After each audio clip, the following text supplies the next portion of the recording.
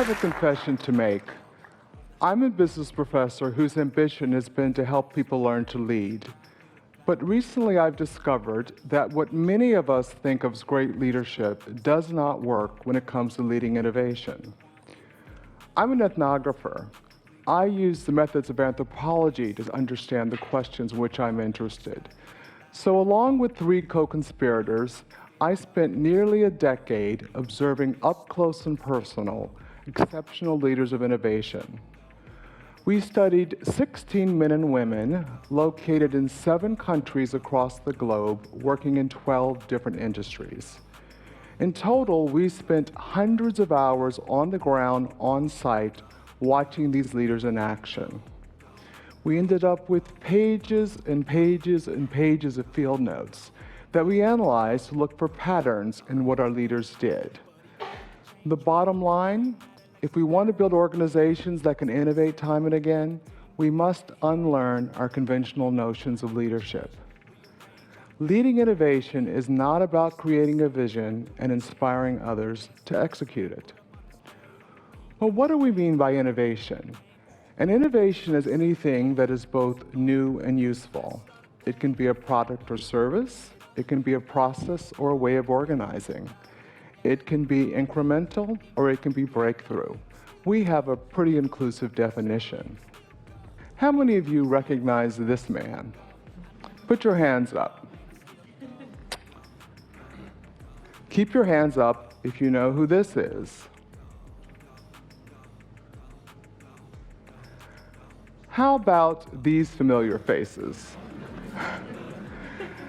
So from your show of hands, it looks like many of you have seen a Pixar movie, but very few of you recognized Ed Catmull, the founder and CEO of Pixar, one of the companies I had the privilege of studying. My first visit to Pixar was in 2005 when they were working on Ratatouille, that provocative movie about a rat becoming a master chef. Computer-generated movies are really mainstream today, but it took Ed and his colleagues nearly 20 years to create the first full-length CG movie. In the 20 years hence, they've produced 14 movies, and I was recently at Pixar, and I'm here to tell you that number 15 is sure to be a winner. When many of us think about innovation, though, we think about an Einstein having an aha moment. But we all know that's a myth. Innovation is not about solo genius. It's about collective genius. Let's think for a minute about what it takes to make a Pixar movie. No solo genius, no flash of inspiration produces one of those movies. On the contrary, it takes about 250 people 4 to 5 years to make one of those movies. To help us understand the process, an individual in the studio drew a version of this picture. He did so reluctantly because it suggested that their process was a neat series of steps done by discrete groups. Even with all those arrows, he thought it failed to really tell you just how iterative, interrelated, and frankly messy their process was. Throughout the making of a movie at Pixar, the story evolves. So think about it. Some shots go through quickly. They don't all go through in order. It depends on how vexing the challenges are that they come up with when they're working on a particular scene. So if you think about that scene in Up, where the boy hands the piece of chocolate to the bird, that 10 seconds took one animator almost 6 months to perfect.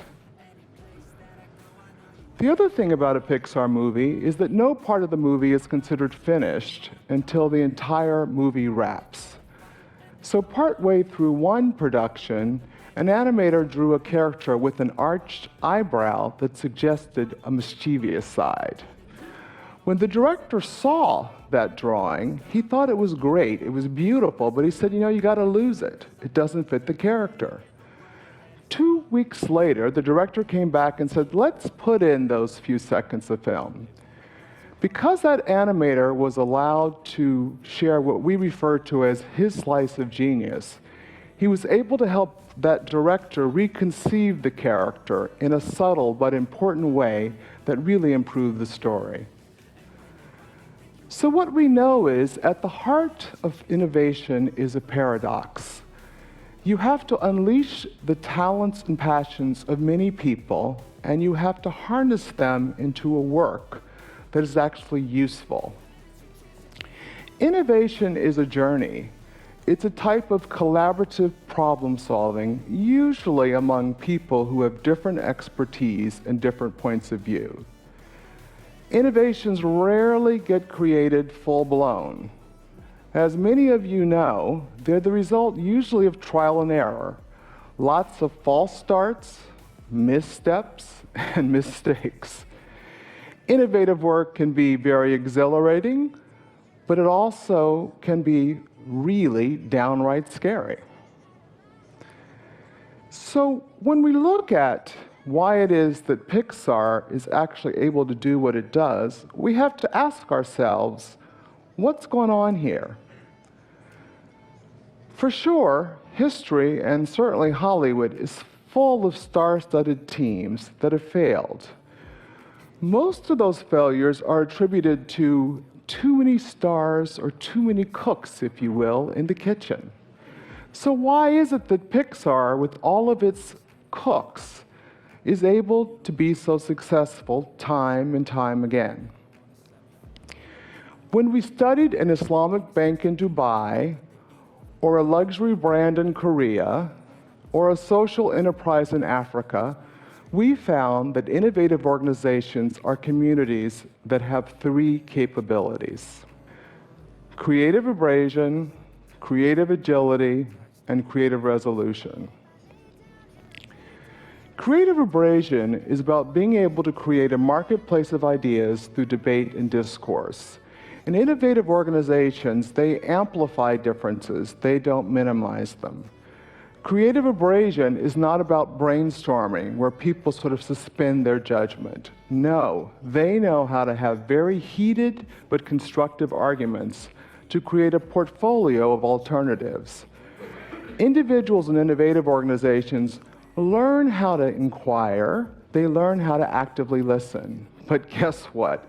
They also learn how to advocate for their point of view. They understand that innovation rarely happens unless you have both diversity and conflict. Creative agility is about being able to test and refine that portfolio of ideas through quick pursuit, reflection, and adjustment. It's about discovery-driven learning, where you act as opposed to plan your way to the future. It's about design thinking, where you have that interesting combination of the scientific method and the artistic process. It's about running a series of experiments, not a series of pilots. Experiments are usually about learning. When you get a negative outcome, you're still really learning something that you need to know. Pilots are often about being right. When they don't work, someone or something is to blame. The final capability is creative resolution. This is about doing decision-making in a way that you can actually combine even opposable ideas to reconfigure them in new combinations to really produce a solution that is new and useful. So when you look at innovative organizations, they never go along to get along. They don't compromise. They don't let one group or one individual dominate, even if it's the boss, even if it's the expert. Instead, they have developed a rather patient and more inclusive decision-making process that allows for both-and solutions to arise and not simply either-or solutions. So these three capabilities are why we see that Pixar is able to actually do what it does. Let me give you another example, and that example is the infrastructure group of Google. The infrastructure group of Google is the group that has to keep the website up and running 24/7. So when Google was about to introduce Gmail and YouTube, they knew that their data storage system was inadequate. The head of the engineering group and the infrastructure group at that time was a man named Bill Corrin. Bill and his leadership team, who he referred to as his brain trust, had to figure out what to do about this situation. So they thought about it for a while. And instead of creating a group to really tackle this task, they decided to allow groups to emerge spontaneously around different alternatives. Two groups coalesced. One became known as Big Table. The other became known as Builder from Scratch. Big Table proposed that they build on the current system. Build It from Scratch proposed that it was time for a whole new system. Separately, these two teams were allowed to work full-time on their particular approach. In engineering reviews, Bill described his role as injecting honesty into the process by driving debate. Early on, the teams were encouraged to build prototypes so that they could, quote, bump them up against reality and discover for themselves the strengths and weaknesses of their particular approach. When Build It from Scratch shared their prototype with the group whose beepers would have to go off in the middle of the night if something went wrong with the website, they heard loud and clear about the limitations of their particular design. As the need for a solution became more urgent, and as the data or the evidence began to come in, it became pretty clear that the Big Table solution was the right one for the moment. So they selected that one. But to make sure that they did not lose the learning of the Builder from Scratch team, Bill asked two members of that team to join a new team that was emerging to work on the next generation system. Now, this whole process took nearly 2 years, but I was told that they were all working at breakneck speed. Now, early in that process, one of the engineers had gone to Bill and said, "We're all too busy for this inefficient system of running parallel experiments." But as the process unfolded, he began to understand the wisdom of allowing talented people to really play out their passions. And he admitted, if you had forced us to all be on one team, we might have focused on proving who was right and winning, and not on learning and discovering, really what was the best answer for Google. So why is it that Pixar and Google are able to innovate time and again? It's because they've mastered the capabilities required for that. They know how to do collaborative problem solving, they know how to do discovery-driven learning, and they know how to do integrated decision making. Now, some of you may be sitting there and saying to yourselves right now, we don't know how to do those things in my organization. So why do they know how to do those things at Pixar, and why do they know how to do those things at Google? Well, many of the people that worked for Bill told us, in their opinion, Bill was one of the finest leaders in Silicon Valley. And we completely agreed. The man is a genius. Leadership is the secret sauce, but it's a different kind of leadership, not the kind many of us think about when we think about great leadership. One of the leaders I met with early on said to me, "Linda, I don't read books on leadership. All they do is make me feel bad. In the first chapter, they say I'm supposed to create a vision. But if I'm trying to do something that's truly new, I have no answers. I don't know what direction we're going in, and I'm not even sure I know how to figure out how to get there." For sure, there are times when visionary leadership is exactly what is needed. But if we want to build organizations that can innovate time and again, we must recast our understanding of what leadership is about. Leading innovation is about creating the space where people are willing and able to do the hard work of innovative problem solving. So, at this point, some of you may be wondering, well, what does that leadership really look like? Well, at Pixar, they understand that innovation takes a village. So the leaders focus on building a sense of community and building those three capabilities. How do they define leadership? They say leadership is about creating a world to which people want to belong. What kind of world do people want to belong in at Pixar? A world where you're living at the frontier. So what do they focus their time on? Not on creating a vision. Instead, they spend their time thinking about how do we design a studio that has the sensibility of a public square so that people will interact. Let's put in a policy that anyone, no matter what their level or role, is allowed to give notes to the director about how they feel about a particular film. You know what? What can we do to make sure that all the disruptors, all the minority voices in this organization speak up and are heard? And finally, let's bestow credit in a very generous way. So I don't know if you've ever looked at the credits of a Pixar movie, but the babies born during a production are listed there. And how did Bill think about what his role was? Bill said, I lead a volunteer organization. Talented people don't want to follow me anywhere. They want to co-create with me the future. My job is to nurture the bottom up and not let it degenerate into chaos. How did he see his role? I'm a role model. I'm a human glue. I'm a connector. I'm an aggregator of viewpoints. I'm never a dictator of viewpoints. Advice about how you exercise the role? You know what? Hire people who argue with you.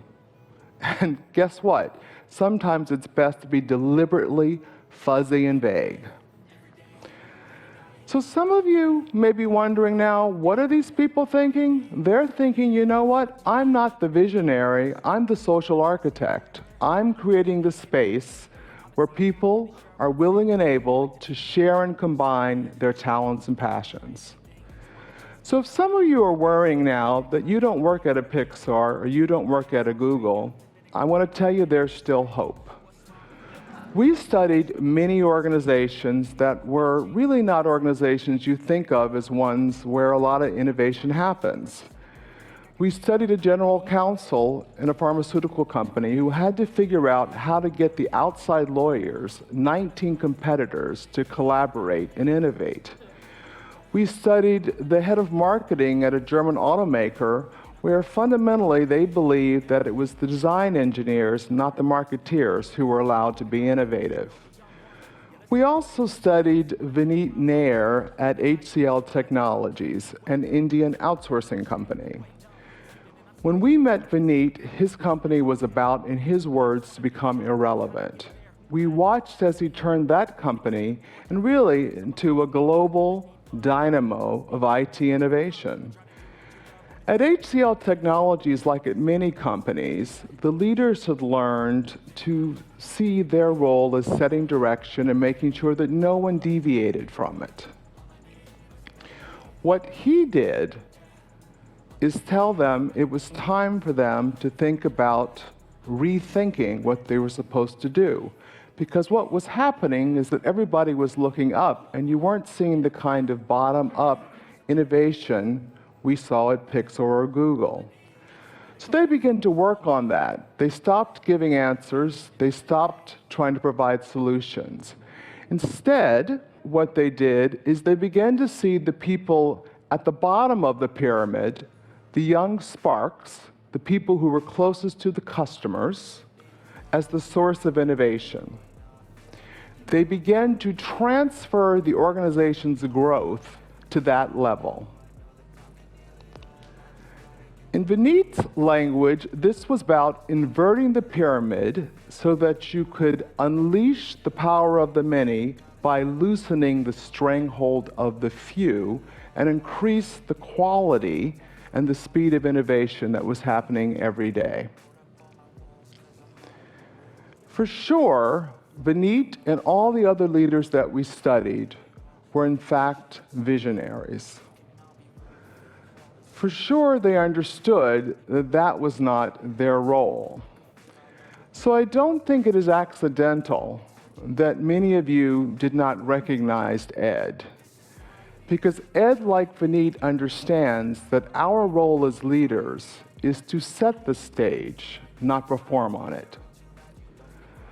So if we want to invent a better future, and I suspect that's why many of us are here, then we need to reimagine our task.